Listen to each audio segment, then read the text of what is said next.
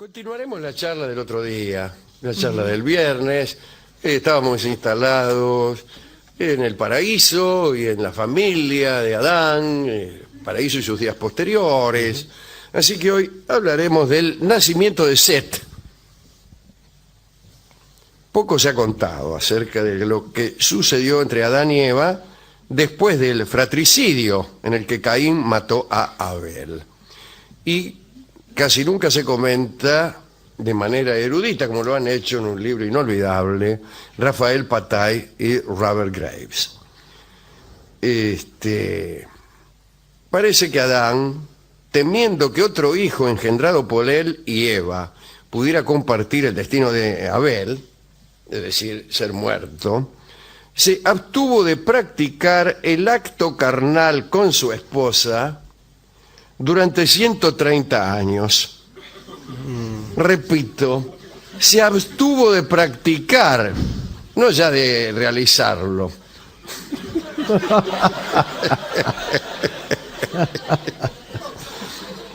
Se abstuvo de practicar el acto carnal con su esposa durante 130 años. Sí. Después se quejan de uno. Claro. Parece mucho, ¿no? Me levantó el ánimo. En el transcurso de ese prolongado lapso, los súcubos, aquellos demonios con forma femenina de los que tanto hablamos, solían seducir a Adán mientras dormía, provocándole sueños pecaminosos, que son los únicos que vale la pena soñar. Además, los íncubos, al revés, que son demonios con forma de hombre, seducían a la durmiente Eva, e incluso iban más lejos, ya que engendraban demonios con ella. Al igual que esos son sueños y no los que tiene uno. Al igual que los súcubos, los íncubos o merihim eran los espíritus tenebrosos creados por Dios al anochecer del sexto día. Según parece, fue una creación involuntaria de la divinidad. Dicen que Yahvé no calculó la puesta del sol, entonces antes de que pudiera completar su creación, el sol se puso, comenzó el Sabbat, el primer Sabbat, y Yahvé se vio obligado a desistir. Y así los merihim fueron, por lo tanto, seres a medio crear. Tiene su gracia esto, es un ser a medio crear. El amigo Spinoza, el amigo Descartes, tendría mucho que decir al respecto, ya que ellos han estado muy preocupados por el tema de la omnipotencia, aunque siempre lo relacionaban con el asunto del mal. Bueno, esto también está relacionado con el asunto del mal. Pero en cualquier caso parece una demasía que una divinidad omnipotente olvidara la puesta del sol.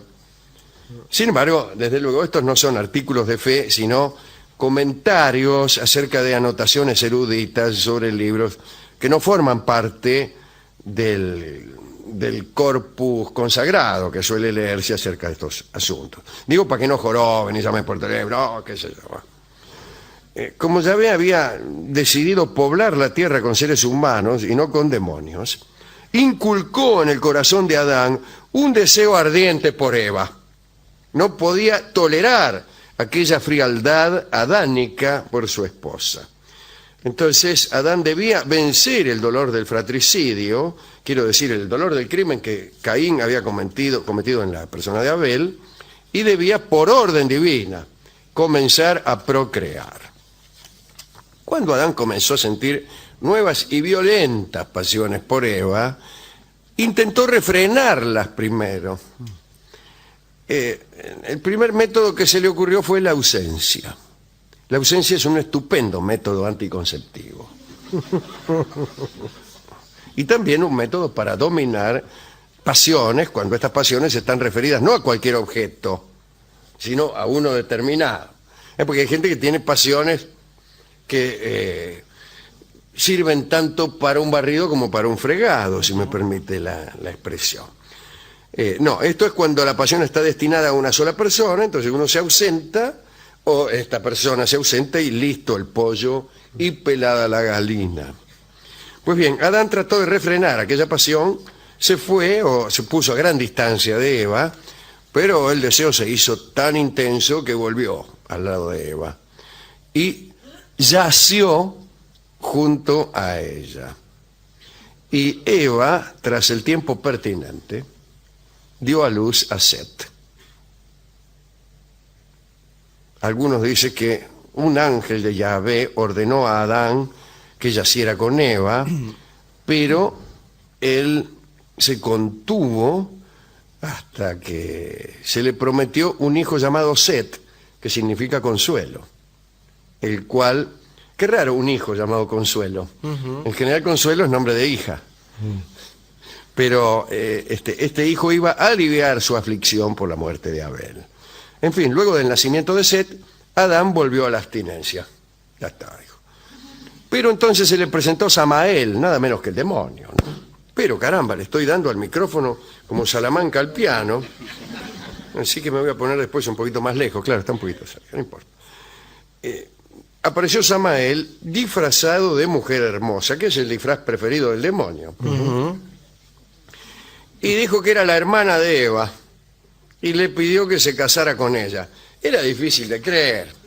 En un mundo recién creado, que te venga el demonio disfrazado con tacos altos, el demonio soy la hermana de Eva. Y dice, ¡ay, soy la hermana de Eva! Sí, claro. Pará un poquito. Soy la cuñada. Sí.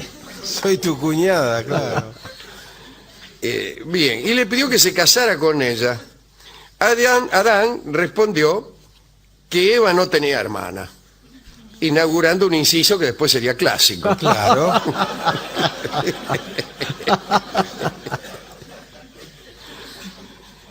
Y Adán fue a pedirle consejo al propio Yahvé, con quien tenía contacto directo. Y Dios descubrió inmediatamente la figura de Samael. Piola Dios, se dio cuenta, no puede ser, dijo. Sí. No hizo. Y Samael, descubierto, debió abandonar su intento. Pero Dios, preocupado, ordenó a Adán que volviera a unirse a Eva para mitigar, o para hacer lo que quisiera en realidad, ¿no? Para mitigar una vez más deseos que imprudentemente pudieran acercarlo a algún demonio.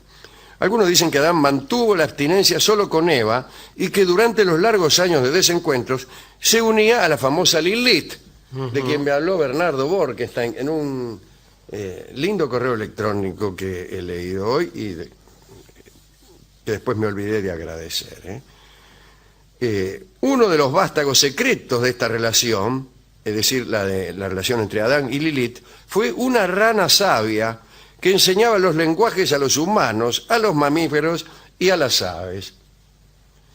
Además enseñaba a esta rana, hija de Adán, las propiedades curativas de las hierbas y las piedras preciosas. Bueno, no sé, las gentes que creían esto eran gente supersticiosa, desde luego. Ciertamente Adán volvió a interesarse por Eva, y antes de morir, Eva había dado a Adán 30 parejas de gemelos. Como consecuencia, dice Graves, de unos ritos maritales indicados por el mismo Dios y realizados con la mayor santidad y decoro, Dios los premió con 30 parejas de gemelos. Así que esto incluso puede ser una forma edificante de instar a las parejas a tener ritos maritales santos y decorosos, en virtud de los cuales van a nacer 60 hijos. Adán vivió 800 años después de engendrar a Set. Esta historia de la iniciación de Adán en el deseo, a instancias de Yahvé, para la procreación humana, o a instancias de Samael, para la procreación de demonios, refleja la opinión de los esenios, según la cual abstenerse de toda actividad sexual podía tener consecuencias peligrosas. Repito esto. Abstenerse de toda actividad sexual puede tener consecuencias peligrosas. Interesante esto, Alejandro, que usted dice viniendo de los esenios. Digo, pues, se sabe que Jesús era un esenio. Jesús Lo dice Graves en King Jesus, ¿no? Digo, lo he leído en otros también, digo, y esto siendo él abstinente, según se dice, Digo, Claro, los que dicen que Jesús era el Señor son los que dicen que no se abstuvo. Que no se abstuvo. Que tuvo familia, una familia que apareció allá en Marsella y que dio lugar, entre otras cosas, al fatal... al Código Da al Vinci. Código Da Vinci. Bueno, el caso es que los eseños decían, abstenerse de toda actividad sensual puede tener consecuencias peligrosas. Esto lo decían incluso en calzoncillos.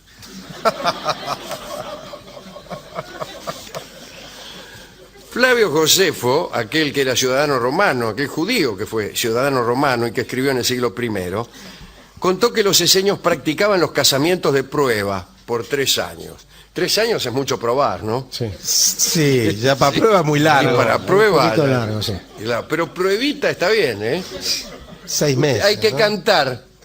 El rito para que un casamiento fuera considerado de prueba es que antes de cumplir el acto conyugal, el marido levantaba la mano y decía, pruebita. Como diciendo que no valía, que no debería ser considerado un acto decisivo, que las consecuencias formaban parte de un foro de irresponsabilidad. Bien. ¿Usted está de acuerdo con las pruebas y los ensayos y esas cosas? Me parece que casi no hay otra cosa, Alejandro. Claro, son todas pruebas. El casamiento mismo, el casamiento ritual, responsable e íntegro, es una Es prueba. una prueba más. Es una prueba. Por eso tiene que venir a posteriori, como sucede siempre, la ley, digamos, a subsanar errores anteriores. Bueno, pero esto tenía el sentido de no obligar a mantener el vínculo de por vida, sino hasta estar cierto de que esa y no otra era la mujer y de que ese y no otro era el tipo. O sea, nadie se casaría. Ahora, lo que pasa es que también generaría una cierta fama, me imagino, ¿no? Por ejemplo, con ese tipo no probés porque se prueba todas y después no se queda con ninguna, o al revés. Mirá que tantos. Mirá que esta mujer ya la han probado mucho y la devolvieron. Sí. ¿Quiere pasar al probador?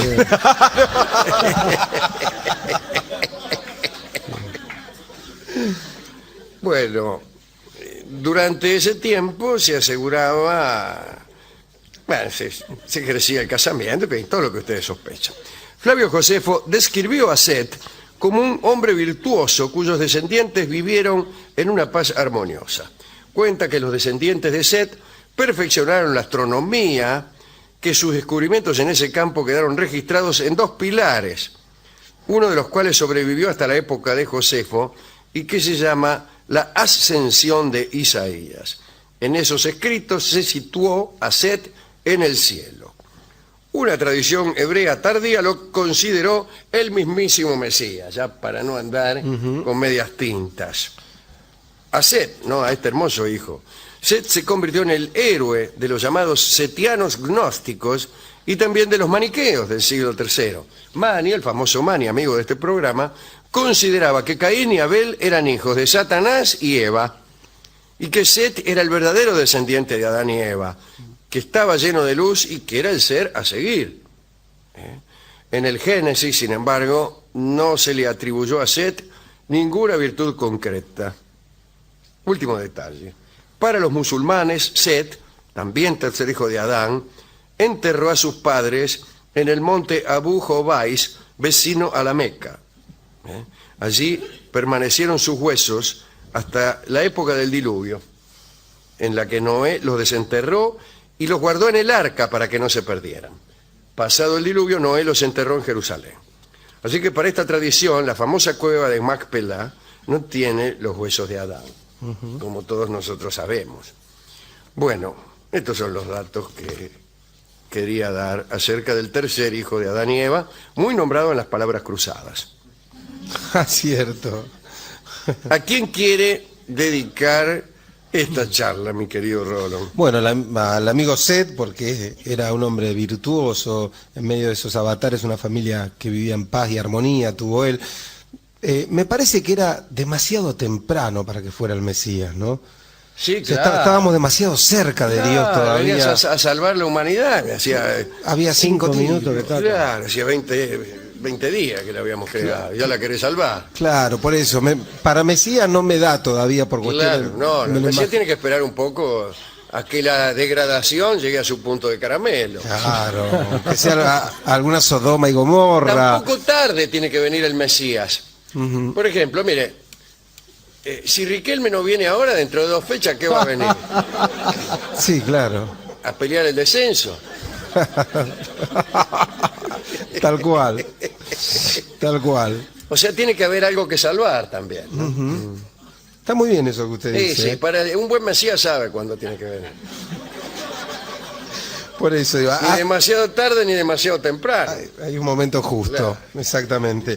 Y le dedico esto también a los esenios, con quien estoy totalmente de acuerdo en cada una de las cosas que usted ha dicho, y me acabo de convertir al esenismo. Sí, sí. Vestían siempre de blanco los eseños, le digo por si usted quiere comprarse pilchas. Sí, cómo no. Andaré de candidato entonces. Sí, de candidato. Ajá. Los candidatos se vestían de blanco. Y la palabra cándido quiere decir blanco. En Roma los que se postulaban para un puesto venían de blanco, Sí. es decir, candidatos. Candidatos. Está bien. Bueno, está bien. ¿Usted a quién le va a dedicar, Alejandro? Estoy pensando, no sé, no estoy seguro. Bueno, a todos los que son capaces de abstenerse durante 130 años. Bueno, eso sí. Realmente sí. Ahí se aplica en ese caso por primera vez después de mucho tiempo. Que nos pregunta. Claro, hoy. que preguntaba el amigo. Bien, bien. Me acuerdo también de Dios que tuvo que dejar un trabajo inconcluso porque llegó el Sabbat y me gusta esa idea de que ni siquiera Dios puede estar por encima de la ley. Ujú. Está bien, muy bien. ¿no? Es una buena idea para un príncipe. Si Dios mismo está por debajo de la ley, ¿qué queda para los príncipes de este mundo? Bueno, hemos ido a la discoteca y hemos pedido un disco referido a Seth. Le contábamos, un muchacho lindo, qué sé yo, y nos dieron el tango que se llama Mozo Guapo, Bueno. que está bien. Está bien. Se usaba mucho, un mozo guapo, decían, ¿no? Sí. Guapo, en España, guapo por lindo. Por la belleza.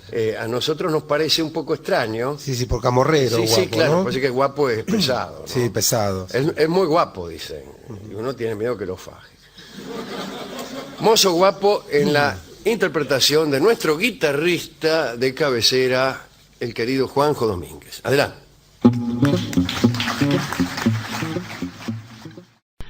Hablaremos hoy de profetas. Mejor dicho, hablaremos de 2 profetas. En realidad vamos a hablar de uno solo. Pero para introducir al tema de los profetas vamos como aperitivo a hablar de otro. Pero el que me gusta es el segundo. Así que si alguno quiere ir al baño, puede hacerlo mientras hablo del primer profeta. Jacques Cassot era en verdad un poeta que vivía bajo el mecenazgo de los cortesanos de Luis XVI, el último de los reyes de Francia. La duquesa de Gramont exigía a Cassot que escribiera poemas que ella después leía, y leía mal parece, en cada reunión que organizaba.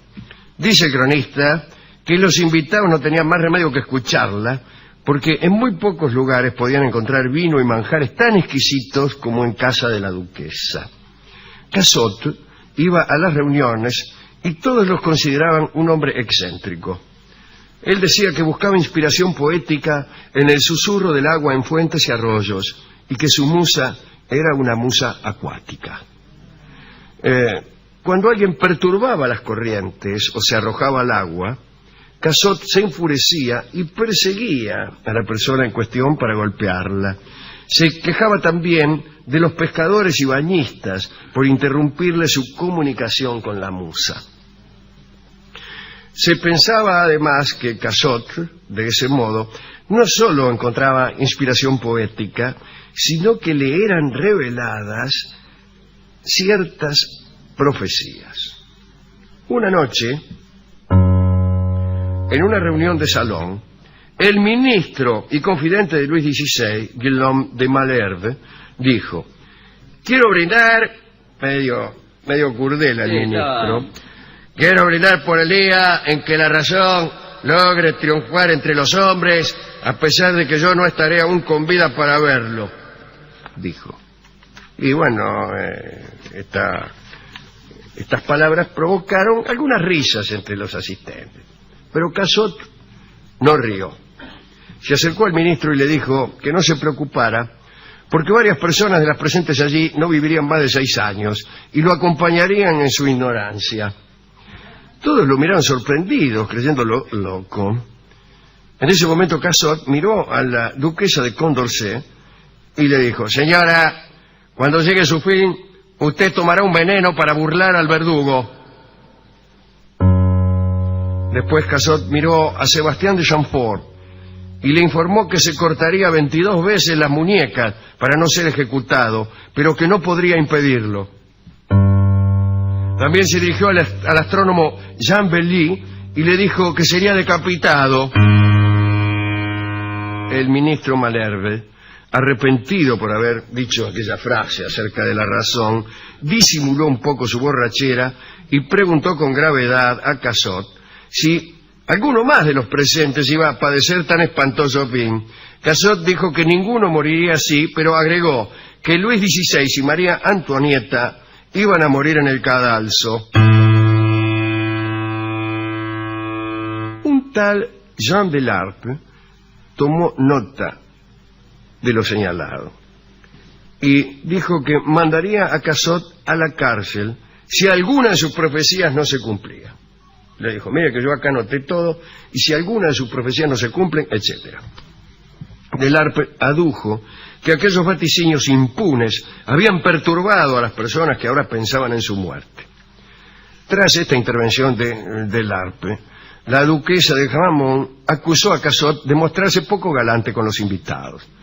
Y en medio de una retórica típica de aquellas reuniones de salón, la duquesa dijo que al fin y al cabo la muerte era segura y que hubiera sido mejor vaticinar alguna noticia, y lo echó a Casot. Le dijo: tómesela. Las profecías se cumplieron 6 años más tarde, con la Revolución Francesa. La duquesa de Condorcet efectivamente se envenenó cuando la llevaban a la guillotina. Chamfort intentó matarse, pero no pudo, pues le vendaron los brazos para sostenerlo con vida hasta el momento de la ejecución. El astrónomo Belly fue decapitado. Señor. Y desde luego la misma suerte corrieron los reyes, ¿no? Luis y María Antonieta. Segundo profeta. Muy bueno ese, ¿eh? Este era bueno. La pegó toda. Las pegó todas, pero este es mejor. Coinniach Odar, gaélico, es nuestro segundo profeta. Alexander Mackenzie, escritor, político, historiador, clasificó las profecías de Odar y las publicó en 1865. Odar nació a principios del siglo XVII y fue conocido en su tierra como Siosaise, un gaélico, un término gaélico que significa el que sabe. Era pelirrojo y muy alto. Usaba una piedra para profetizar o saber qué sucedía con algún personaje que estuviera lejos. Fíjese, adivinaba lo que estaban haciendo los que estaban lejos. ¿Por qué? Porque antes la ausencia era mucho más densa que ahora. Ahora cada vez más difícil estar enteramente ausente. El celular, el teléfono, el correo, etcétera, nos acercan cada vez más y nunca estamos totalmente ausentes. Bueno, este hombre Odar te decía lo que estaba haciendo la persona ausente, especialmente si se trataba de una persona que alguien amaba. La primera de sus profecías la pronunció en 1621. En aquella época vivía en Quintail un hombre llamado Duncan McRae. Un día Duncan quiso saber cómo moriría y consultó a Odar, quien le advirtió que una espada le traería la muerte. La idea no le gustó mucho al consultante. No, claro. No, a nadie le gusta mucho. No por la forma en que moriría, sino porque era un hombre que llevaba una vida muy tranquila como para terminarla de ese modo. Entonces no creyó en aquella profecía. Algunos años más tarde, un duque inglés arribó un día a Quintail con un grupo de soldados. Se toparon con Duncan y trataron de hablarle en inglés, pero él hablaba solo gaélico y no entendió nada. Le pidieron información acerca de un hombre, un enemigo, y Duncan se asustó, quiso huir, y los hombres del duque creyeron que había querido eludirlos y lo atravesaron con la espada. Se cumplió la profecía. Tiempo más tarde, Oddar predijo una batalla, la pérdida de la fortuna de la familia Tarlon, una de las más importantes de Escocia, y otras cosas poco interesantes. Pero la última visión de Oddar no le convino. Una vez instalado Carlos II en el trono de Inglaterra, Carlos II es el rey de la Restauración. Carlos I fue decapitado por los hombres de Cromwell, y después de un breve periodo de república, aparece Carlos II, el rey restaurador de la monarquía. Bueno, una vez instalado Carlos II en el trono de Inglaterra, el conde de Seaford, que no era partidario de la Restauración, que era hincha de Cromwell, se escapó, se fue a Francia y dejó en Inglaterra a su esposa Isabel en un castillo. Ahora la Mena, como no tenía ninguna noticia de su marido, pasaba el tiempo y no sabía nada, se inquietó Isabel y mandó a llamar al adivino, a Oddar. Oddar tranquilizó a la condesa diciéndole que el conde estaba muy sano de cuerpo y espíritu, de muy buen humor y muy feliz. La condesa pidió más detalles, pero el adivino empezó a evadir las respuestas. Al notar su evidente renuencia, la señora recurrió primero a los halagos y luego a la amenaza.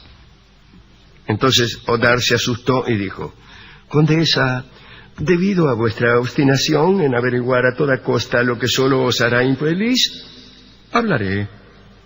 El conde no parece siquiera pensar en vos. Lo veo en una bella habitación tapizada con terciopelo y seda, postrado ante la más hermosa de las damas. Le rodea el talle con un brazo y le lleva la mano a los labios. El rostro de la condesa se desfiguró e indignada comunicó al adivino que debía pagar por sus mentiras. Lo condenó a ser decapitado y antes hizo que le arrancaran los dientes. ¿El adivino no sabía que le iban a decapitar si contaba lo que pensaba? No. Bueno. No, parece que no. Y antes de decapitarlo hizo que le arrancaran los dientes. Cuenta Voltaire que el rey Amasías mandó a sacar los dientes del profeta Amos para impedirle que hablara acerca del futuro. Y agrega: esto no quiere decir que sin dientes no se pueda hablar. Todos hemos conocido viejas desdentadas que hablan igual, pero las profecías deben pronunciarse con voz muy clara. Un profeta sin dientes no puede inspirar respeto. Así que por eso le sacó los dientes antes de decapitarlo. Al día siguiente, Oddar fue conducido al lugar de la ejecución. Desde allí, antes de morir, le dijo a la condesa: vuestro linaje, señora, terminará traducido por el dolor. Veo a un caballero, el último de su casa, sordo y también mudo. Tendrá 4 hijos magníficos, pero todos morirán. Y una hija heredará tierras, pero pocos serán sus días en ellas. Luego de la última profecía, el verdugo se ocupó de él. Chao. Era el año 1665. Ese mismo día, el conde de Seaford, el que había huido, regresó de París. Murió 3 años más tarde. Su último descendiente, Francis Humberstone, nació varias generaciones después, en 1774. Se casó y tuvo 4 hijos, que eran los de la profecía. Todos murieron antes que él. El conde quedó mudo. La mayor de las muchachas, Liane, heredó las tierras. Se había casado con Sir Samuel Hood, un comandante inglés. Y el escritor, Sir Walter Scott, era amigo de la muchacha y era también su pretendiente. Scott conocía las profecías y temblaba de miedo, pensando que su amada moriría joven, y por eso la acompañaba a todas partes y no dejaba que nadie se le acercara. Un día, sin embargo, los caballos del coche de Mary se asustaron, el coche volcó y Mary murió, y las profecías se cumplieron.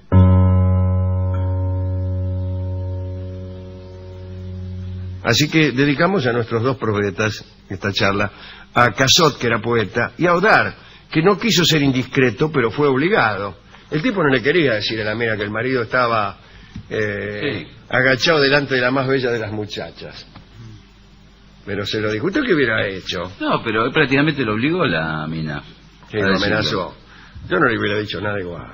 Le hubiera mentido, si usted no... Ahora ella también, que ponzoñosa, le dijo algo que no le gustaba, lo mandó a Claro, matar. mandó a matar. ¿Qué culpa tengo yo? Habrá dicho el tipo. Soy el ¿Por qué no mensajero. manda a matar a su marido? Dice que es el que le está metiendo los cuernos. Y no yo, que al final, ¿en qué país vivimos? Además el profeta no habla por sí mismo, le es dictado Claro, lo que pero dice. vio cómo son las mujeres cuando el marido le mete los cuernos con la más bella de las muchachas. Se ponen como locas y mandan a decapitar al que se los dijo. Por eso yo nunca le digo nada a nadie, por temor a que me decapiten. Y hay tipos que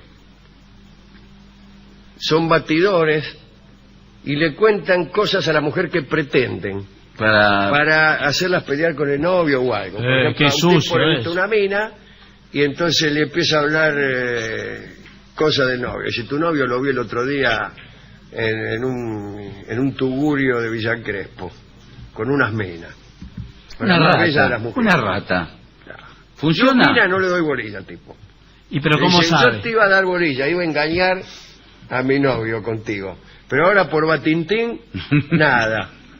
Dice, así que vestite.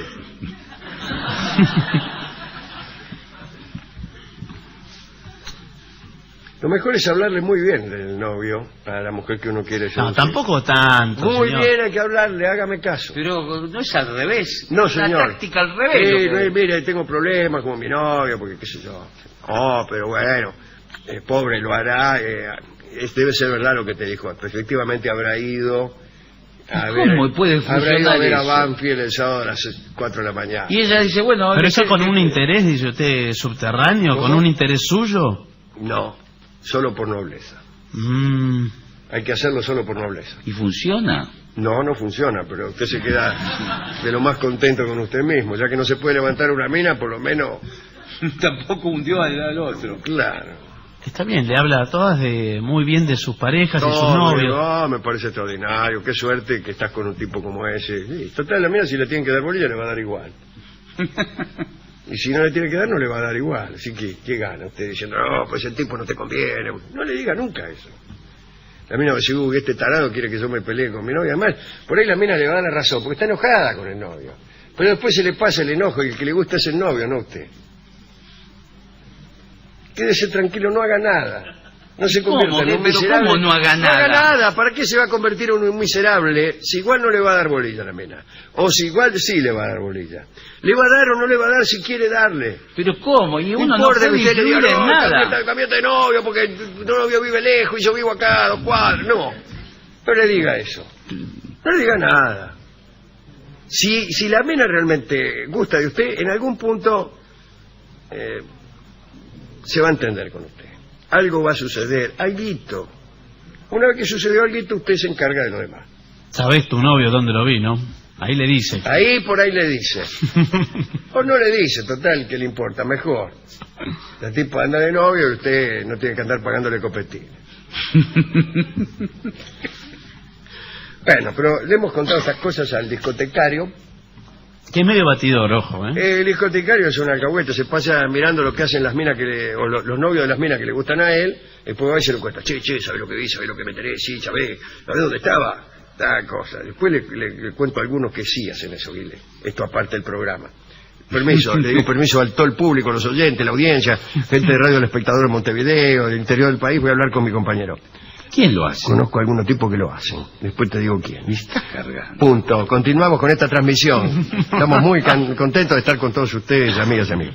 El discotecario al final me dio un disco que tiene que ver con esta habilidad que tenía este hombre Godard de decir lo que estaban haciendo los ausentes. De esta habilidad para abolir la ausencia en una época en que la ausencia era más fuerte. La ausencia siempre es fuerte, ¿no? Uno está ausente en casi todas partes. Escucharemos el tango que se llama Ausencia. Es un tango del Pelao Castellanos. El Pelao Castellanos era pianista de Gardel. Y esta obra tiene alguna reminiscencia al principio de los tangos de la última época de Gardel. Alguna. Escucharemos Ausencia en la versión de Roberto Grela. Adelante. Vamos a contar esta noche una historia china. Son muy hermosas las historias de la China, así que vamos a decir primero de dónde la hemos sacado. Sima Qian es el autor del Shi Qi, es decir, Notas de los historiadores, la primera historia global de la China. Trabajaba Sima Qian como astrólogo imperial y como tal se encargaba de coordinar los actos de su soberano con los fenómenos de la naturaleza, bueno, para evitar terremotos, inundaciones y desastres de toda índole. Conforme con una clásica intimidad entre el hombre y el medio ambiente, se aceptaba en la administración que los sucesos del cosmos estaban relacionados con las conductas humanas, aunque también con el capricho de los dioses. El Departamento de Astronomía de la China procuraba anotar los fenómenos naturales que se iban produciendo e interpretar su significado del modo más favorable a las políticas imperiales.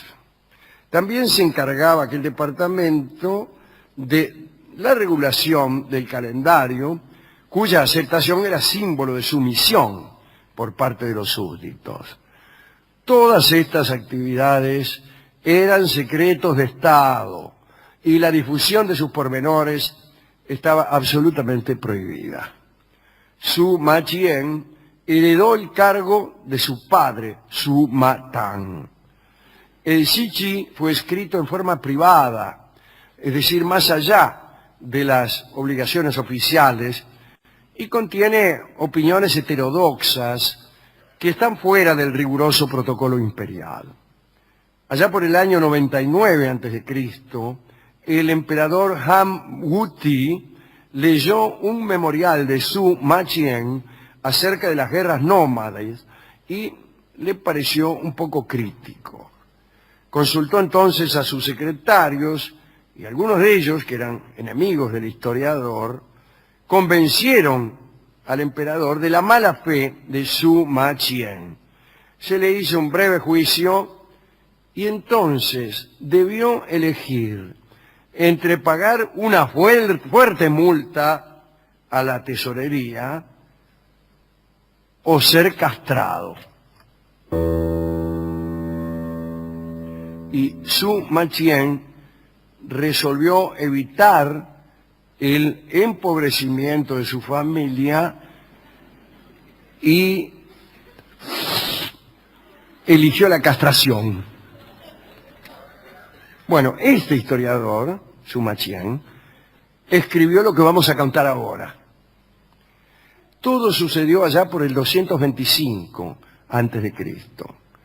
En esos tiempos existía, en lo que muy poco después iba a ser un imperio unificado, un gran número de estados independientes, regido cada uno de ellos por un señor feudal. El más poderoso de todos era el estado llamado Qin, que había iniciado incluso una carrera de conquistas y anexiones. Y había otro estado cerca de Qin, mucho más débil, que era el estado de Yen. El príncipe y señor de Yen, el estado más débil, estaba aterrorizado y vivía con el corazón en la boca, porque tenía miedo de que el estado poderoso Qin lo invadiera. Y además había sucedido otra cosa.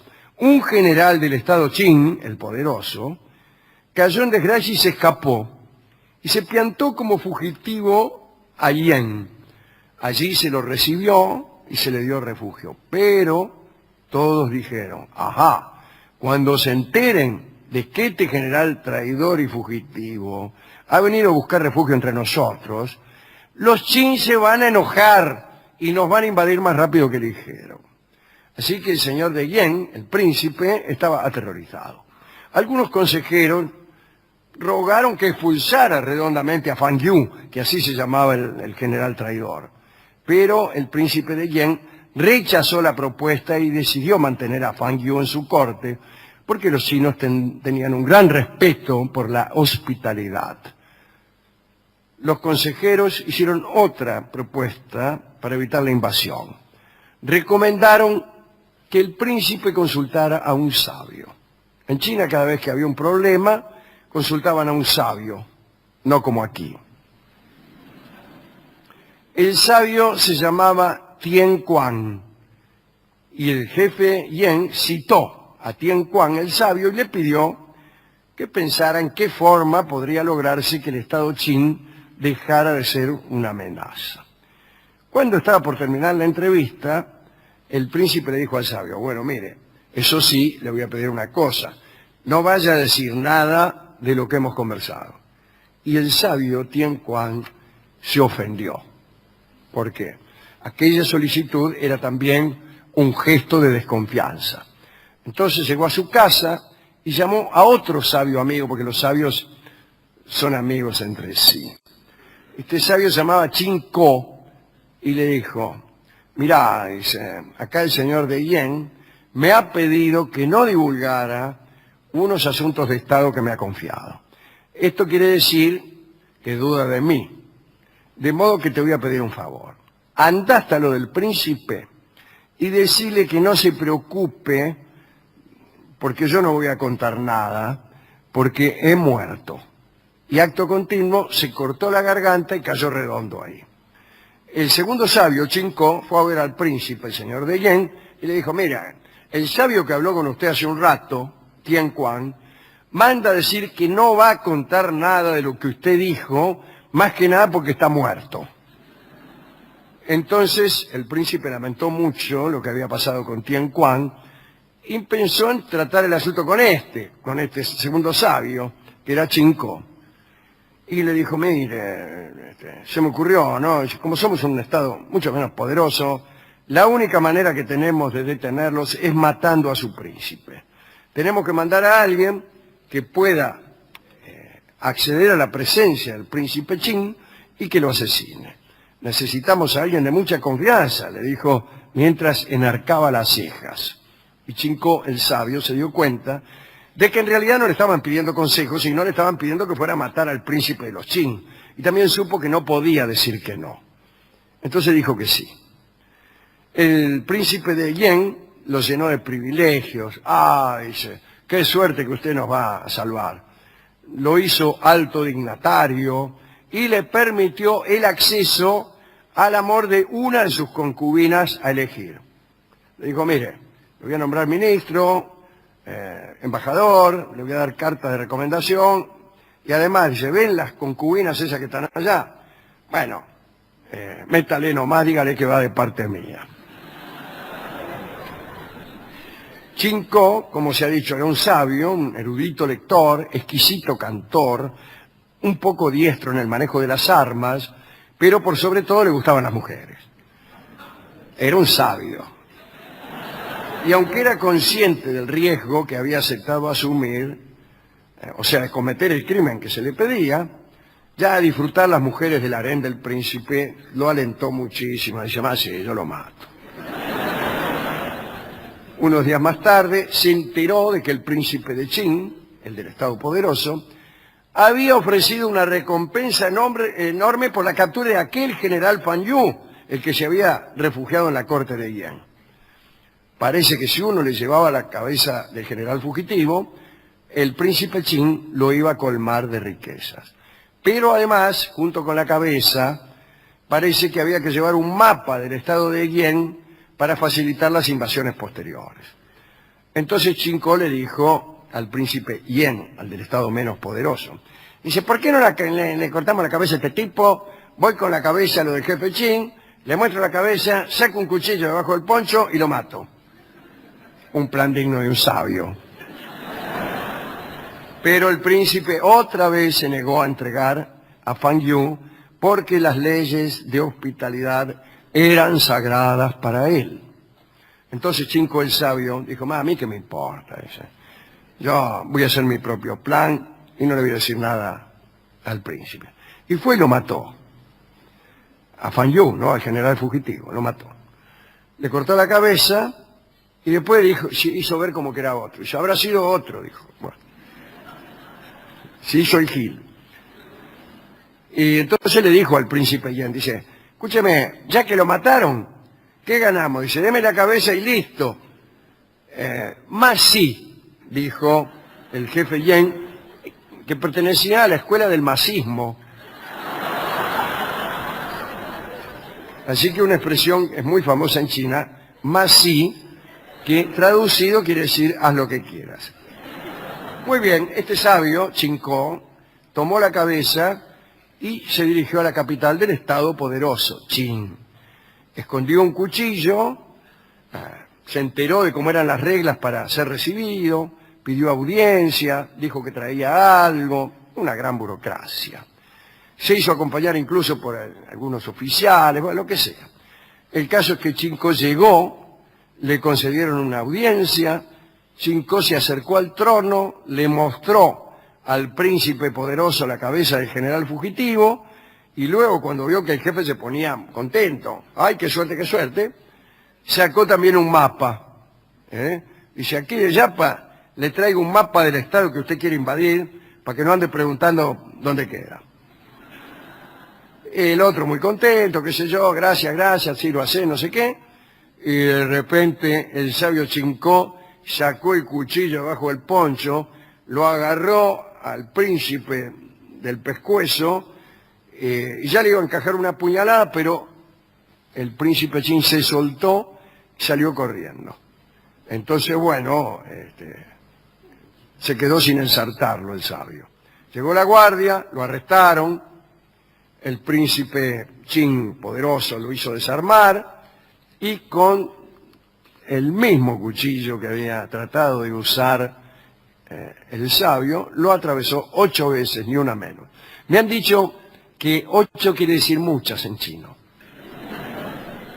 Peor que eso, ¿no? Enfurecido por aquel suceso, invadió nomás el reino de Yen redondamente. Ya no dilató más aquella invasión y lo invadió hasta el fondo, ¿no? Mandó incluso al señor de Yen al exilio. Nadie, ninguno de los que estaban conectados al complot, que evidentemente no era ninguno, si el único que lo sabía era el sabio, pero bueno, todos fueron ejecutados. Todos los que habían conversado alguna vez con Chinko fueron exterminados.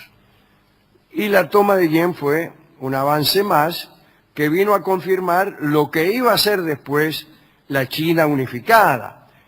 Porque el príncipe Qin, que se había salvado del complot del sabio, no era otro que Cheng, que cuando llegó a emperador, cuando dominó a todos los estados de la China, tomó el nombre de Shi Huangdi, que no es otro que aquel emperador que Borges utiliza en La muralla y los libros. El emperador que abolió el pasado, el emperador que se declaró primer emperador. Además, el emperador que mandó a construir la muralla china y el emperador que hizo quemar todos los libros, porque los libros eran el pasado.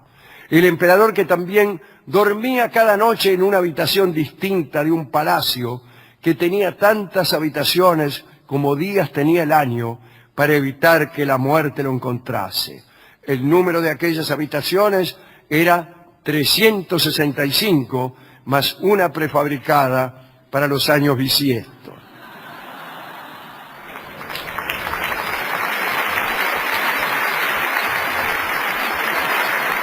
Esta es la historia que queríamos contar acerca de Shi Huangdi, del cual hemos hablado muchas veces. También es el hombre de cuya tumba hablan mucho los arqueólogos, porque se hizo enterrar junto a un verdadero ejército de terracota. Soldados, caballos y palafreneros de terracota, un pueblo de terracota. Es una vasta tumba que es motivo de conversación en todos los bodegones de Almagro. Ese era Shi Huangdi. Algunos dicen, Borges dice, que esta abolición del pasado tenía por motivo la vida disoluta de la madre de Shi Huangdi y avergonzado de los pecados de su mamá, quiso borrar el pasado. No lo consiguió en realidad. La muralla que había sido construida para evitar la invasión de los mongoles no alcanzó a contenerlos. Los libros que quiso quemar para abolir el pasado de algún modo prevalecieron, fueron restituidos o memorizados. Y la verdad es que el pasado se conoce, tanto es así que hoy acabamos de contar un episodio de ese pasado que él quiso borrar, lo cual prueba su fracaso. Y en cuanto a la muerte, que no debía encontrarlo o que debía confundirse merced a las numerosas habitaciones, lo encontró finalmente, ya que sigo en ti, está muerto. Lamento terminar esta charla con esta infausta noticia. La muerte te alcanza siempre, aquí, allá y en todas partes.